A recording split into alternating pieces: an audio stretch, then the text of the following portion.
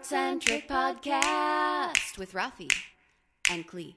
Hola, you amazing artist. It's Rafi. And Klee. And today we're going to talk about website or no website, online presence, all that stuff. Although it sounds boring, this is actually going to be a pretty fun podcast. Yes. We're responding to a question from one of our awesome patrons, Esther, about having a podcast. Having a web store. Having a web store. It's based on my podcast that I posted last week where I talk about getting rid of the glitches. And Esther's question is... Okay, I'll read it for us to serve as the basis. So it says, Rafi, I've been redesigning my site again. And when you started talking about going back to Patreon, I realized that the reason I was redesigning it was because I needed something more simple. After this podcast, I'm seriously considering the idea of getting rid of my online store. I can count on one hand the number of people who have purchased from it, and it's constantly a battle to make time to upload products. Do we want to read? Yeah. Let's answer. Let's talk about those two questions. They're not really questions, but I want to talk about because you're considering getting rid of your online store. Mm-hmm. And Esther is saying live here, I have a website and I would keep that, but I'm considering getting rid of the store. Gotcha. Okay, so I am somebody who thinks that you should have an online store. Only because of this. So we did a lot of markets. We did a lot of shows. Always, you count on it. You're going to sell stuff a lot easier when you're meeting people in person and you Definitely have, when you're there able to talk about your art, it's much easier to sell things. However, I would always make sure to have an online presence because A, you can direct people to that. B, there were a lot of shows that we did and people would see stuff and then they wouldn't buy it and they would contact us later on and ask like if we still had it. And it was really nice to be able to send them a link and say it's here. You could buy it and then they would purchase it online.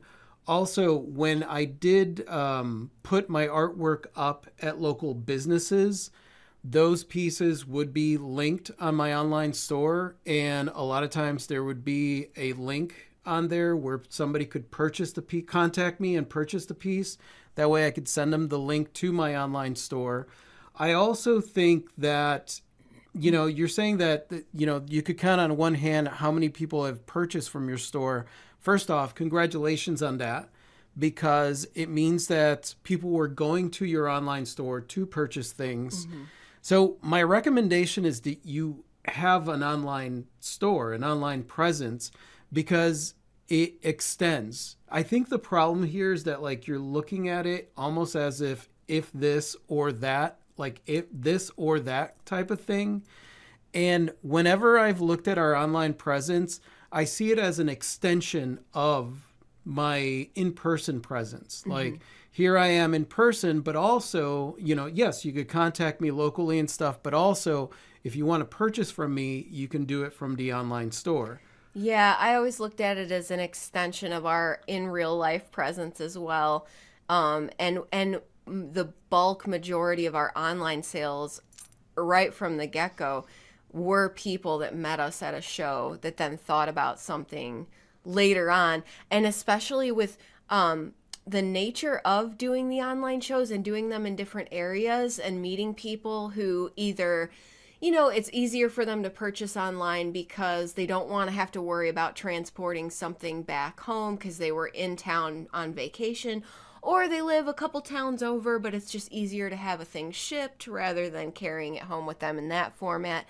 And one thing that we always did was we made sure that our website was on our business cards, and we made sure that at shows we gave a business card to everybody, those who purchased a thing and even those who were just perusing and looking, so that they would have our information.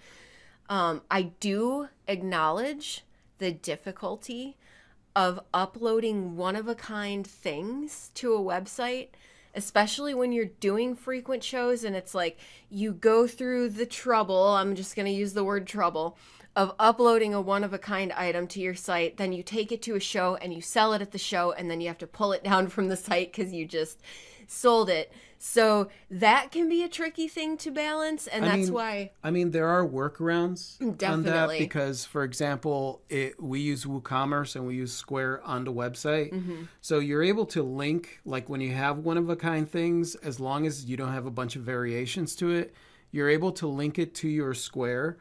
And that way, when you sell it, you could sell it from Square and it will remove it from the website. So there are workarounds for that kind of thing. Cassie said, if your focus is physical sales, then I look at an online store as your warehouse. Don't see what you're after? Take a look at what we have in bags. That's a good way to look Yeah, at it. I love that. I love that, Cassie. Because, yeah, I do shows and I definitely, I have a lot of artwork. I can't bring everything out to a show. So it was always nice to, like somebody would come by and they'd look at something. They were like, I really like this. I'm looking for whatever. Do you have any more art? And being able to give them a business card and direct them to the website. So it's always like an extension, kind of like what you were saying, because you've got, if you do local shows, then you're confined to that local area. And with us, we did some shows when we were in Florida. We did some shows that were in Destin. Here, living here now, a lot of our sales are coming from people that know us in Florida because we were there for 10 years. So it's nice to be able to give them a place where they can purchase stuff and be able to just ship it out because they've bought art from us before. So there's a confidence that's been built there because we were local. And then looking at our new area and knowing that, like, okay, if we do some shows, chances are we might be doing some shows right across the border in New York. We might be doing some shows in the surrounding area, some shows locally. So everybody that we meet at these shows, give them a business card, knowing that even though they're maybe an hour or two away, they can still order stuff with confidence from us. And so, yeah, it's an extension of that presence. Yes. It felt good to be able to tell people at shows that I have literally hundreds more items on a website. It felt good for me to be able to say that. And that's something that was built over time. And also, that balancing act is the reason that I really started leaning into made to order stuff, where I make a thing once and I know I can make it again. It's not going to be an exact replica, but it's going to be a thing based on this thing, where once I do the work of making this thing and photographing this thing, editing the pictures, creating the listing, then it lives on our site for as long as I want it to. And I don't have to photograph every time I make that thing. It's there as an example. And I feel like that's the happy medium that I struck for myself. So I can do my one-of-a-kind pieces, but also have made-to-order and print-on-demand stuff listed on the website where you don't have to constantly be uploading to that website. Esther says, wait, what? I can connect my Square to WooCommerce? I had no idea. Yes, it's actually called Square for WooCommerce. It's a plugin that you add to WooCommerce, and then you could use that as your payment platform. And there's a way to sync up your Square with your WooCommerce store. Every single listing will have a little box at the bottom that you check that says sync up with Square. I would do that for the one-of-a-kind pieces. Again, if you have a lot of variations on your product, I wouldn't do that because then it just confuses the entire system. But if it's a one-of-a-kind piece that's really simple to buy, I would definitely have it on Square. And that's where it really matters, is those one-of-a-kind pieces where there's only one and you want your website talking to your in-person card reader. Speaking of what you were talking about, Esther, for the made-to-order pieces, for me in particular, it's like my artist enhanced prints, right? Where like I know the process, what it's going to look like. Each one is going to have a little bit of a variation to it. And I write that in there because everything is sort of one of a kind. But the process in creating the print, because it's a print and it's going to go on wood and it's the same process and I use the same colors, that would be considered a made to order piece. So I create one, take really nice pictures, list it, and then that just lives on my website. Yeah, so let's talk about that for a second because that's how I do my customization options too. And Esther was saying it's true that people like instant gratification and would not likely purchase from the site if they had to contact me. So all of my customization options, including chain length, clasp option, and personalized engravings on pieces, are all handled via drop menus or text boxes that a person fills out. So unless they need something that I don't have covered, which is rarely the case, they don't have to actually contact me at all. And so if you can get set up in that way where you have a set number of customization options on a made to order thing where it's really easy for people to just choose what they want, that's obviously going to increase. Anything you can do to increase your ease of purchase for your end user is going to increase your sales on your website. That also brings me to ease of posting the products, because I think Esther talks about that as well here, where it's about having the time to do it. Yeah. Right? And when I was talking about the glitches on the membership, there's a big difference between our RafiandClee.com site, which is our e-commerce site, and the Rogue Artist membership site, right? There was a lot of moving parts to the Rogue Artist membership site.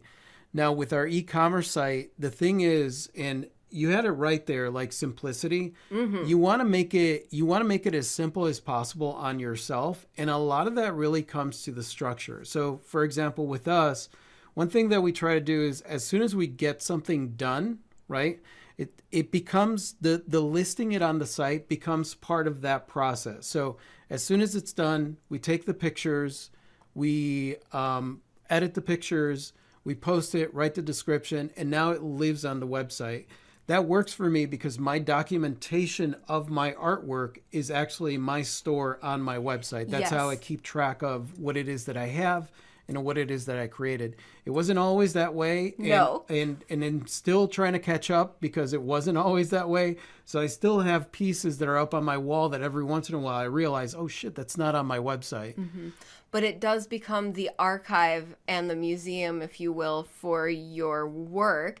And that's the nice thing too, is even after you've sold a one-of-a-kind piece or discontinued a made-to-order piece, it still lives there on your website in the sold category, if you set it up that way, where it becomes this archive of your work that, you don't run the risk of losing any of that you've created. And that's really nice for me. That's a nice way to archive and organize.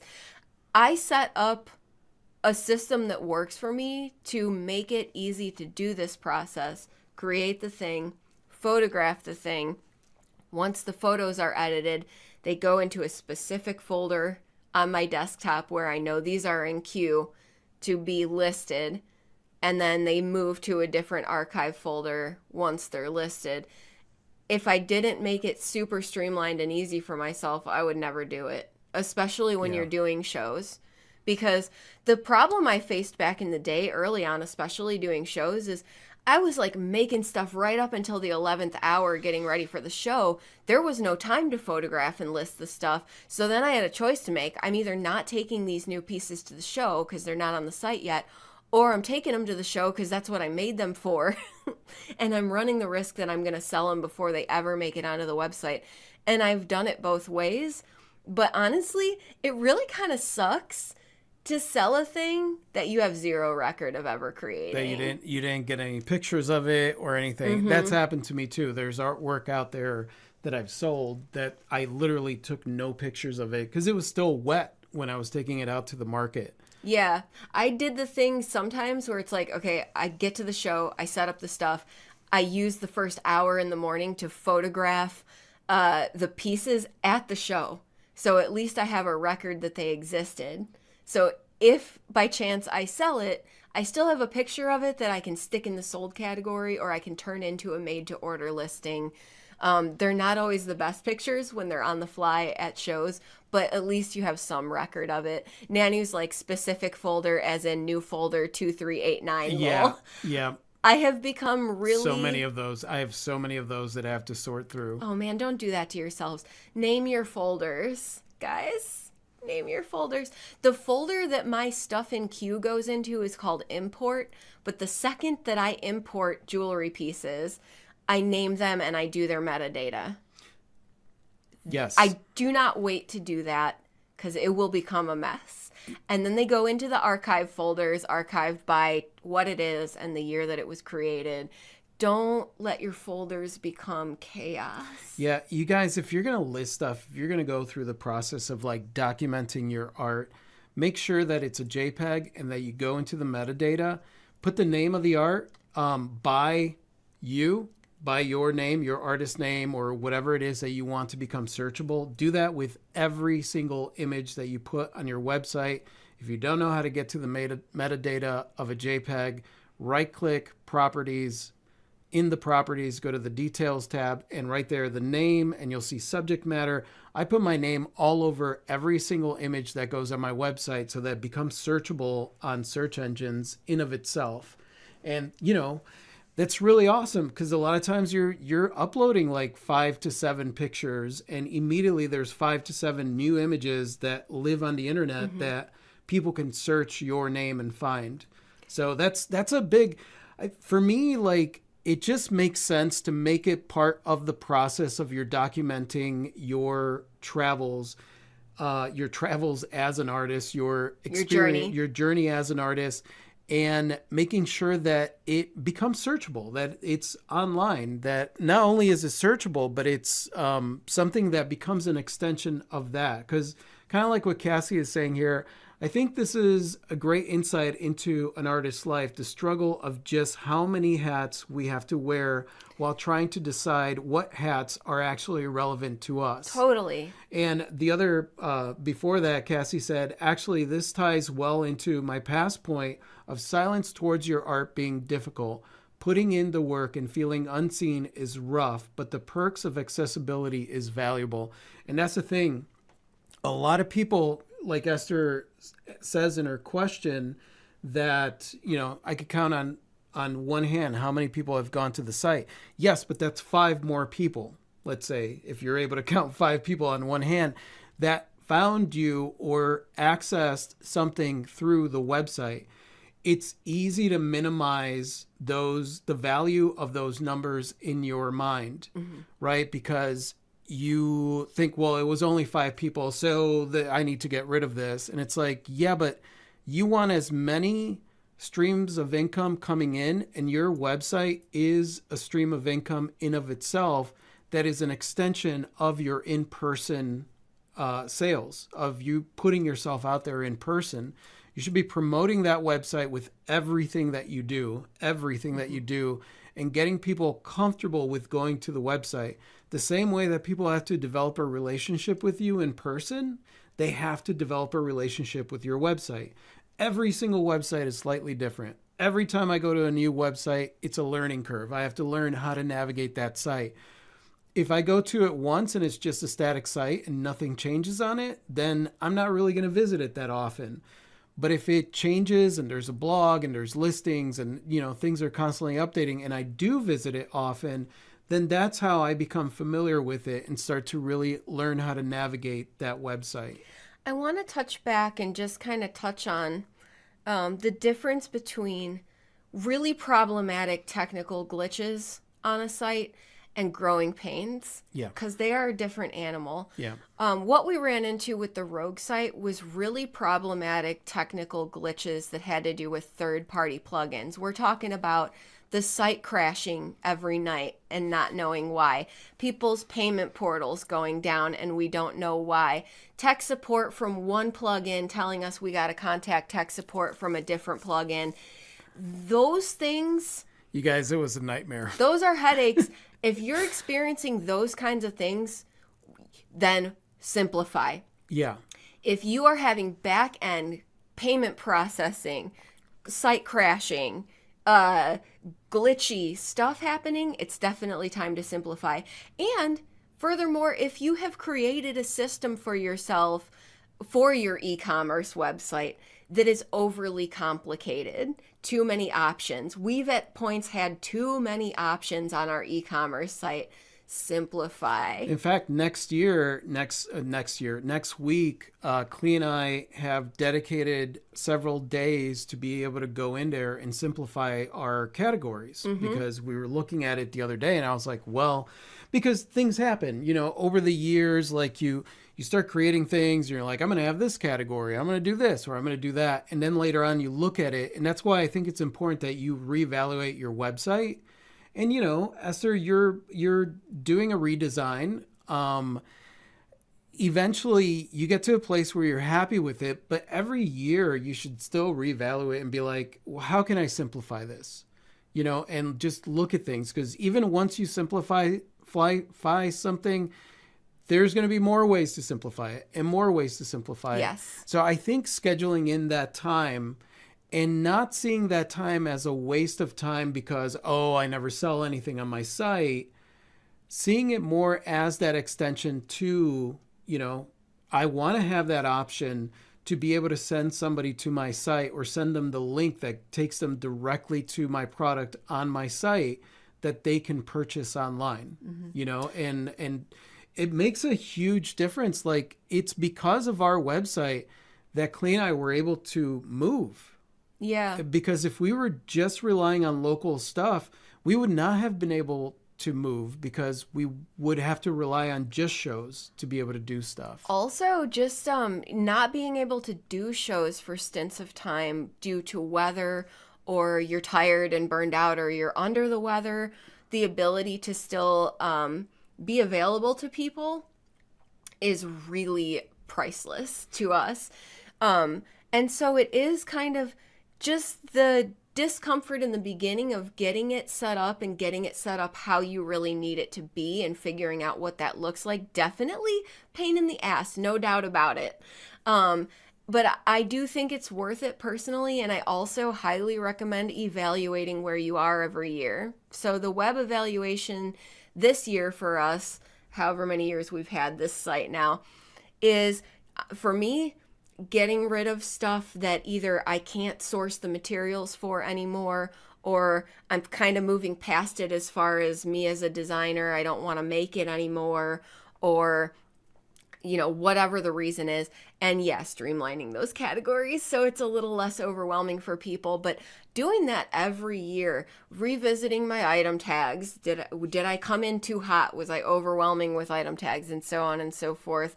And little by little over the years, we've added stuff to the website or subtracted stuff to make our lives easier.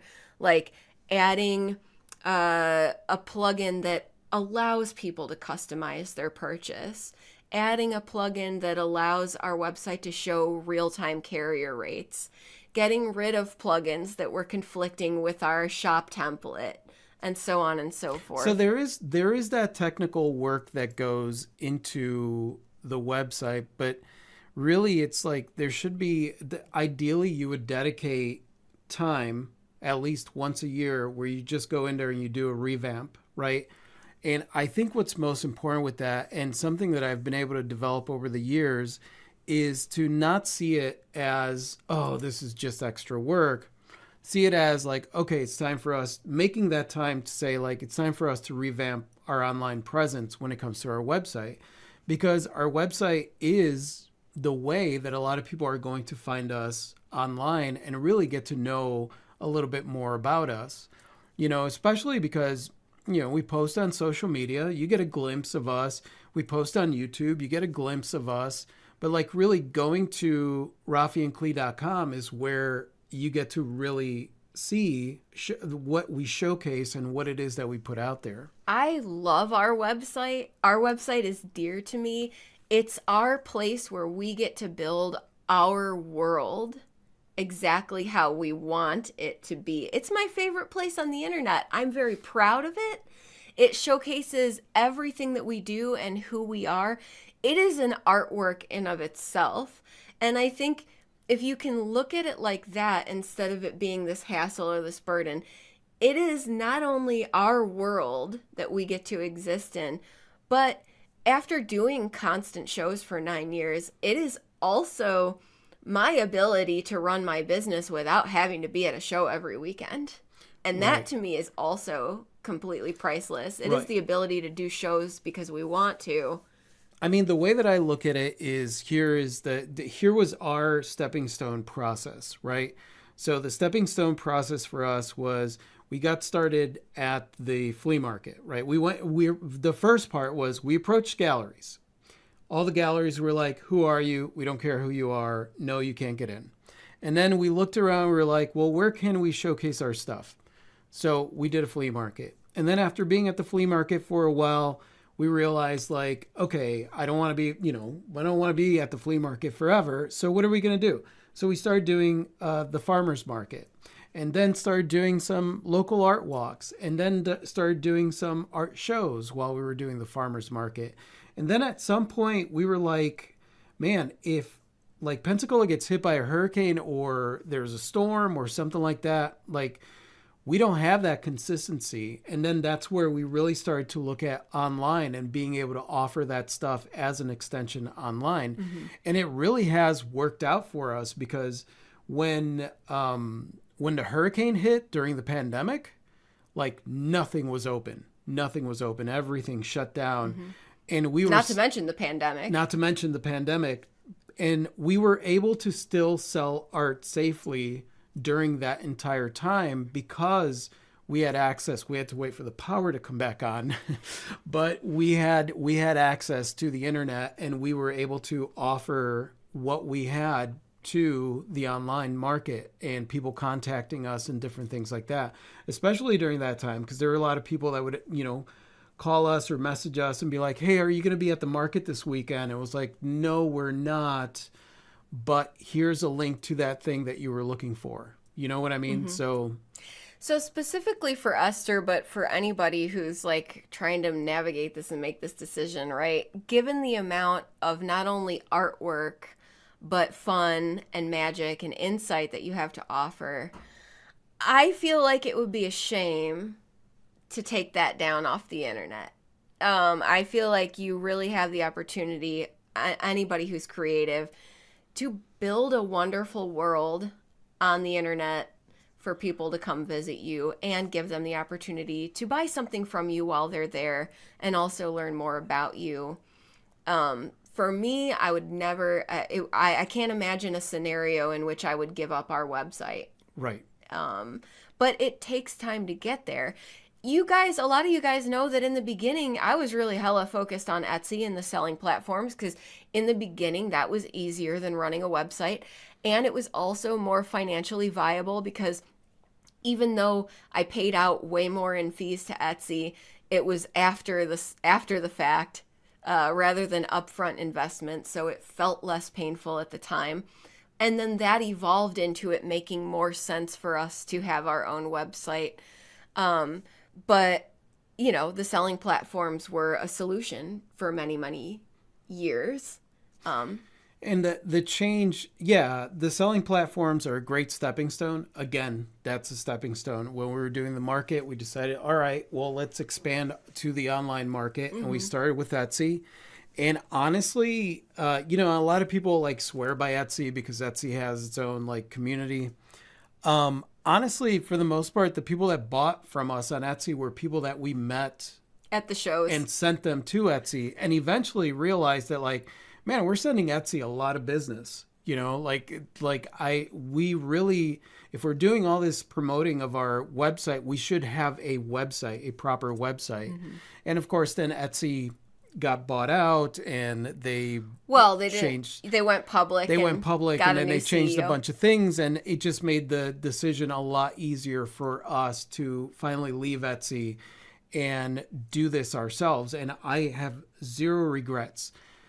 The same amount of work that you do on a selling platform, having to list the item, checking your settings, all that stuff same. is the same exact amount. The only difference is you're not paying all those fees out, and you really do have control over your website. Mm-hmm. You have control over your website as opposed to being on a selling platform. Gail Friend said, "I'm just starting on my online portfolio and website because I have seen friends get hacked on social media and lose everything, and I want a safe place that is that is just mine. Gail, Yeah. like that's one of those. A lot of people use Facebook. I can't tell you how many it surprises me how many businesses in our local area don't even have a web presence. They rely on Facebook, and I'm like, I keep imagining, like, can you imagine Facebook goes the way of the dodo, and now all of that work that you've invested in this one place is just gone. Yeah. And you have no control over that because you have no control over how Facebook or Etsy or any other social media is going to run their platform, whether they're going to run it into the ground or not. And if you're relying on that for business, then, and that's the only place where people could find you, then if it goes away, you're screwed. Mm-hmm. And that's why I think it's so important. Yeah, use platforms like Facebook to just kind of like post what you're doing and what you're up to and keep people updated, but always lead back to your website. Your website is yours. It is your baby, your thing on the internet that you have control over. If it goes the way of the dodo, that's on you. You are the one that decided to shut it down or, not really share things on there. That's why I think post new things. Give yourself a schedule to post new things every week, whether it's a blog or a new item that you created or something.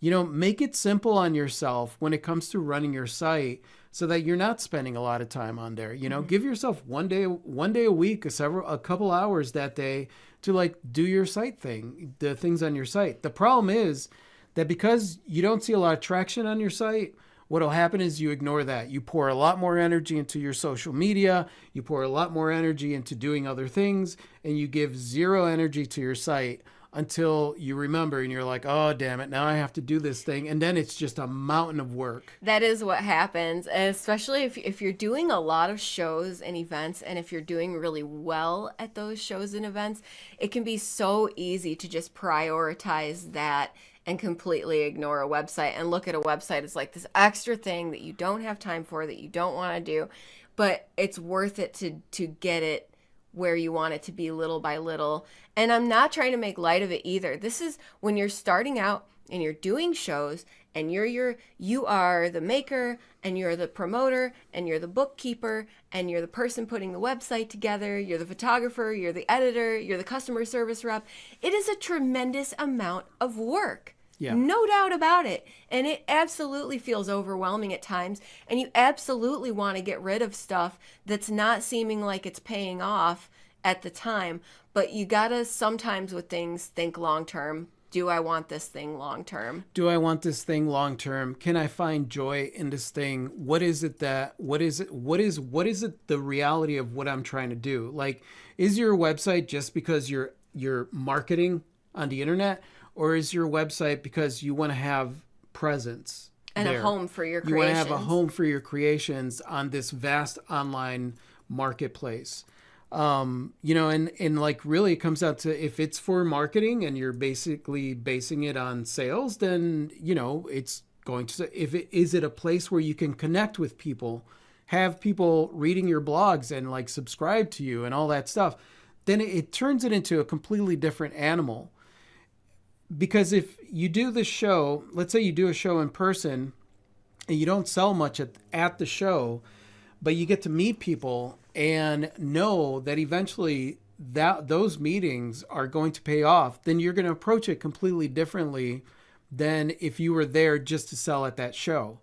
And I feel like it's the same way when you're looking at the online presence. Like, what is it that you are actually getting out of this? And really focus your attention on that. Cassie said, at the end of the day, taking down a sign that proudly points to you and your work won't solve the problem of being unseen.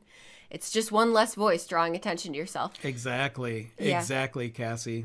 So it can be hard to know when you feel overwhelmed and you're trying to simplify. It can be hard to know what to purge and what to keep. But ultimately, a thing like a website, while it is a lot of work and it can be a lot of financial investment, has the potential to be more than just the sum of its parts. Yeah. And so we value that above a lot of things. I will prioritize our website over, at this point in my career, over social media posting over doing shows. Like it sits at the top level for me because it is the avenue through which I can communicate in just about any way I want to. We have videos, we have our music, we have the books, we have blogs, we have the stuff. It's like, it is a world. Yeah. It is a world. But also don't expect to be there right now. And if you're just starting out right now, do it little by little. And if your organization is a big hot mess and it's the opposite of organization as far as photo files and a system in place, start where you are. Don't worry about organizing a backlog of stuff. I have a folder that's massive that's just pre 2016 mess. I will get to it later. I'm not worried about it. I had to start where I was and start with a system that worked and not worry about the backlog mess. Start organizing your files now. Start doing metadata now. I can't do anything about pictures that are on our website that I didn't do metadata on 10 years ago or whatever. So just start where you are. Don't add to the workload by feeling like you have to make up for disorganization in the past. Just move forward with it. Yeah, I think that that's important is like projects for, it's like knowing that you've got, yes, you have all these projects that you did in the past and that's great. But, you know, you could showcase those little by little, especially in blogs. You could talk about like, oh, I remember this is my experience that I had with this, you know. But as far as like worrying about putting that in there, I wouldn't even worry about it because really at this point you're like building it up now. And if you're putting that focus in there where you're like, all right, I want to list at least one piece a week on my website, which means that at the end of the year, I'm going to have 52 pieces or maybe 2 pieces a week. Think strategically about how you're going. What does that look like? What is that going to look like if I'm working on the art? And when is the best time for me to do it? Would it be better for me to just set some time aside and take pictures and do all that at once? Or is it better for me to piecemeal it through the week? Really, at the end of the day, you're the one that knows what that schedule, what that's going to look like. Susan said there are alternatives to Etsy and there are other selling platforms that I will look at when the time comes to set up a selling site. And I wanted to talk about this just for a second. Sometimes you're just not ready to have your own selling website. Yeah. And that is fine because you have to determine that for yourself. And but also, I'm going all over the place here. Selling on a platform can remove some of the back end hassle.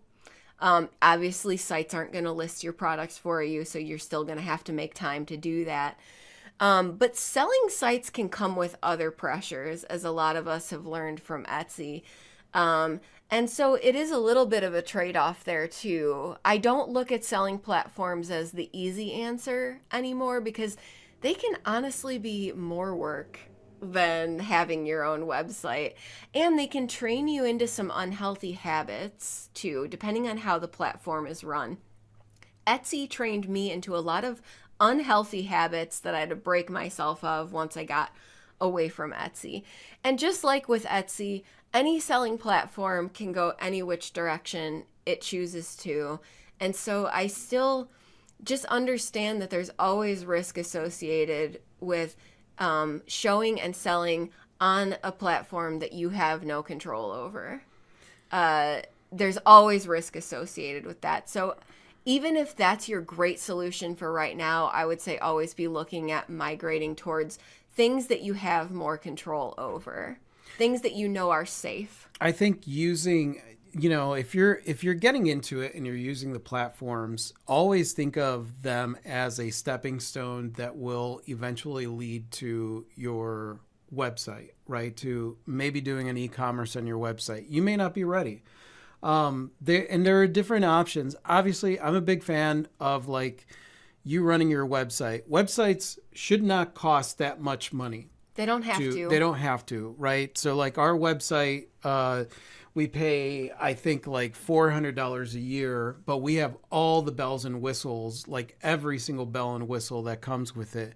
There are certain sites out there, that site services that some artists that I know swear by, some do not. They tried it and it didn't work. Like Art Storefronts, I think Art Storefronts charges a little too much. We've heard nothing but heartache from people. We've using- also, some people like it. If you have the finances to be able to do it, then It can be a boon. it could be a boon. But like, I just, my advice there is to go as simple as you can and start building slowly. Like, it might not start as an e-commerce site. Maybe you have your art on a platform and you just have a website that is your About Me, where you have your blogs and stuff, and then that links to your platform wherever it is that you're selling stuff. That's a great way to start. That's how we start. We had our stuff on Etsy, but we had our website, right? So it's all about like owning that name.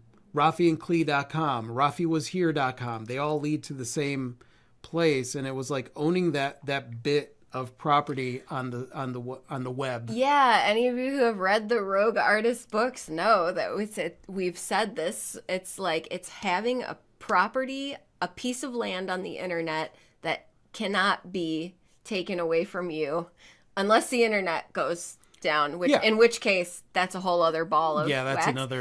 That means everything goes down. Cassie said it feels so backwards, but focusing on sales and as an artist does not in fact boost sales. True story. Indeed. Barbara said, thank you. I'm overwhelmed with trying to build my website, and I just started looking into Meta/Facebook Business Suite. So glad you talked about it. I will plug away with the site. Yeah, I mean, listen, you guys, whichever direction that you go in that feels better to you, whether it is using Facebook, I'm never going to discourage you of putting your artwork out there, right? So whether or not you decide that you're all right, I want to get started, I want to use Etsy. Etsy is a great platform to use as a stepping stone. I disagree with a lot of their policies and stuff, but it really comes down to what it is that you want. Facebook is a great place to show your stuff and basically share the events and things that you're going to. However, what I would say is that ideally all that stuff really should lead back to some kind of central hub that is you. Like anything you do on Facebook, it's a great way. There's already people on there. So, and you're able to find local people and things like that. There's sites like Alignable. There's sites like, Nextdoor. Nextdoor is one that recently I started using, and people in our community around here. Go Imagine. Yeah, Go Imagine. There's all kinds of platforms, but at the end of the day, you got to remember, you are either on a thing or you own the thing. And that's really when it comes to the website, I would say do not always aim for, even if you're not there yet, aim for getting to a place where you own that piece of property where you're showcasing your work.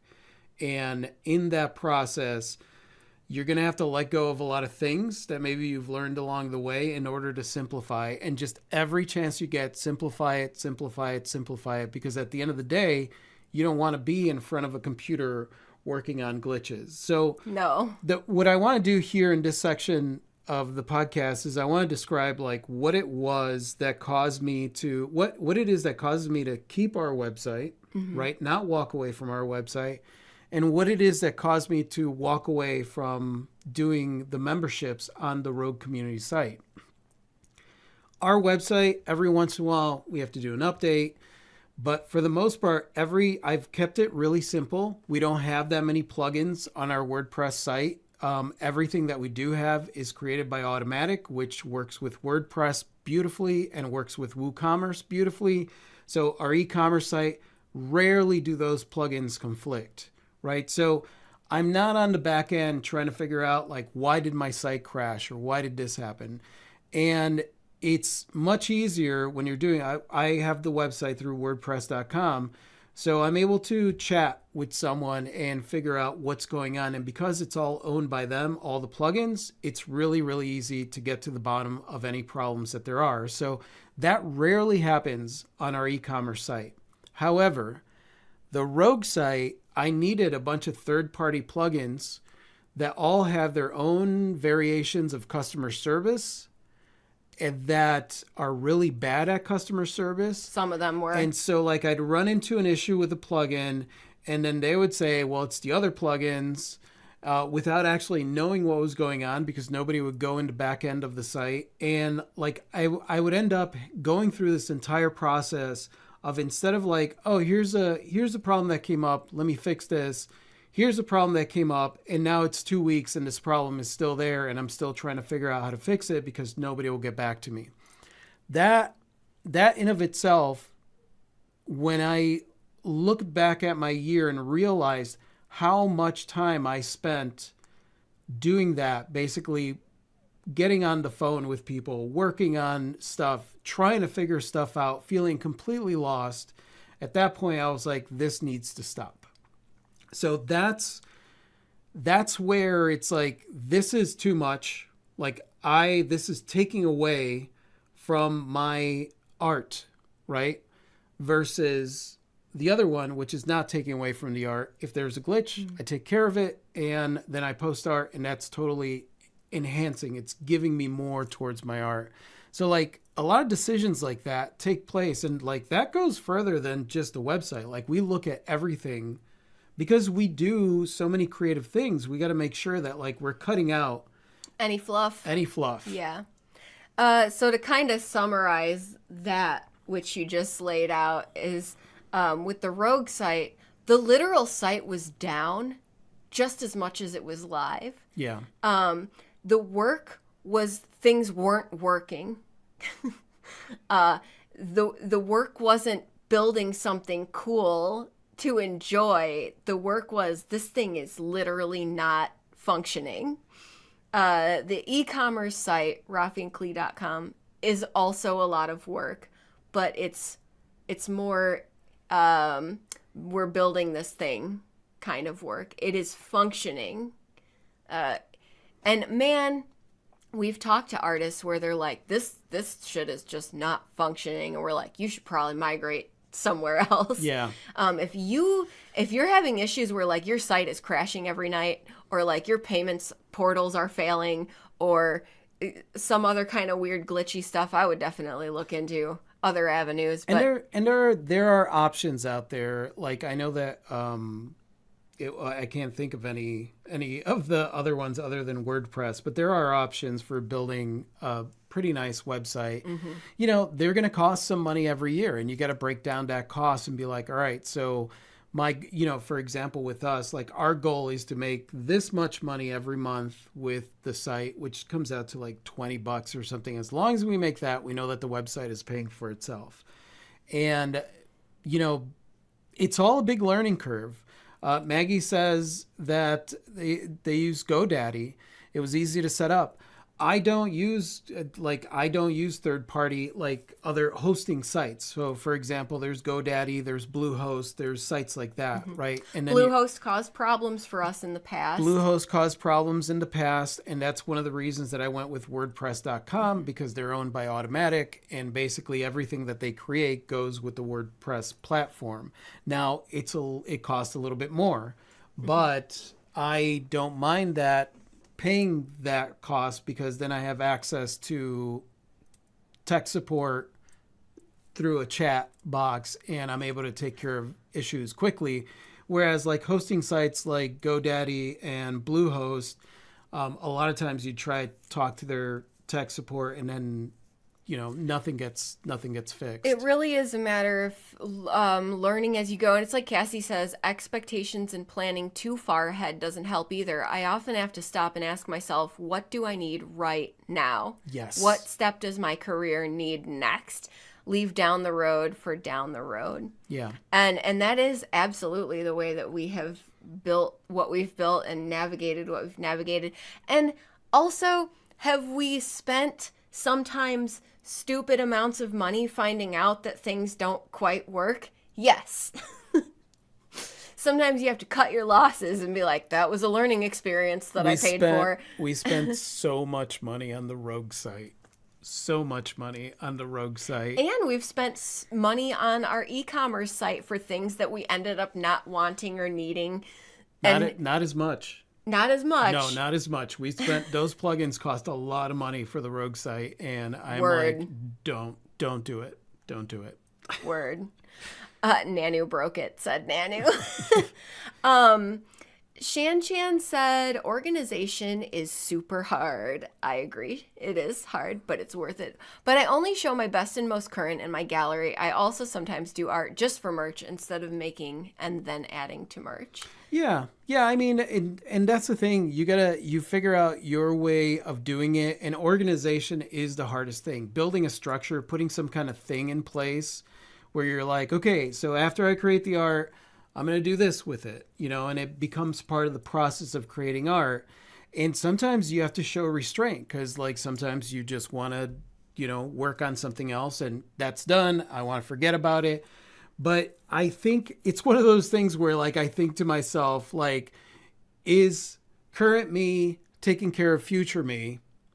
Right? Or That's a good question. Or is future me going to be like, damn you, Past me. Like, why did you do this to me? Now I've got all this extra work. So it's one of those things, and it's still a work in progress. Like, it's not like we have this shit figured out. Nay. We're just, and honestly, the truth is you're going to constantly feel like you're just bumbling through. Because you are. Because you are. We all are. Every single one of us. Esther said, so far, I've gotten the following out of this excellent podcast. Keep the store. Connect Square. Schedule weekly website time. Jump in where I am. Don't go back and fix all the things. Think about doing metadata. Create a sold category. Didn't think of that as a solution. Oh, awesome. Actually, Esther, yeah, you pretty much, as far as my advice, and I don't know if Clee's advice, I think that is spot on. Yeah. The only thing I would add to that list is simplify. Just simplify. Simplify where you can, the process. To just make it easy on yourself. If you make it easy on yourself, people will figure out how to navigate that stuff. Most definitely. Also, thank you for that summary. Yeah, that was a great summary. It's a great way to end the podcast. Yeah. So hopefully you guys found this helpful. This is obviously it's a little bit more dry material because we're talking about a lot of technical stuff. I love this stuff. But at the end of the day, like, this stuff is important, and unfortunately it's still like almost like a big mystery for people. Like, oh, I'm going to do a website, especially if you're doing it for the first time. It seems daunting and it seems scary. And in reality, like, you just gotta jump into it and really what I would do if you're going to put together a website or you're thinking of, your website and how you work on it, look at maybe somebody that that has a website and ask them, and a website that you like, and ask them like, so what do you recommend for me getting into a website? It might be, what is it? Not Square. What is the website that's online? Shopify. A lot of folks use Shopify. A lot of people use Shopify. A lot of people use Wix. Wix is another big one. Squarespace is a big one. Squarespace is the one that I was thinking about. Mm-hmm. There's a lot of artists that use Squarespace.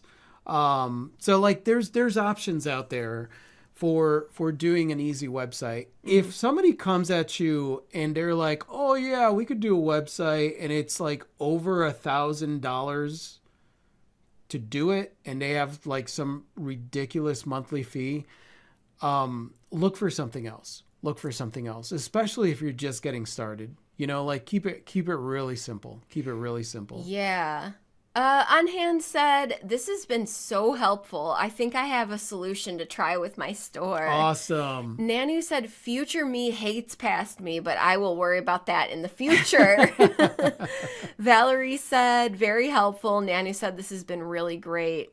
Valerie said, I'm definitely struggling with my website, but that is one of my goals this month to deal with. Awesome. Congratulations. Yeah. And well, thank you guys so much for being here. Awesome Rogues. We freaking adore you. Yes. And for everybody listening to this at home, if you like this and you'd like to listen to more, go ahead and click wherever it is that you can to subscribe or follow our podcast. We try to do this weekly. And other than that, it's time to go. You want to say goodbye? Good day. Adios.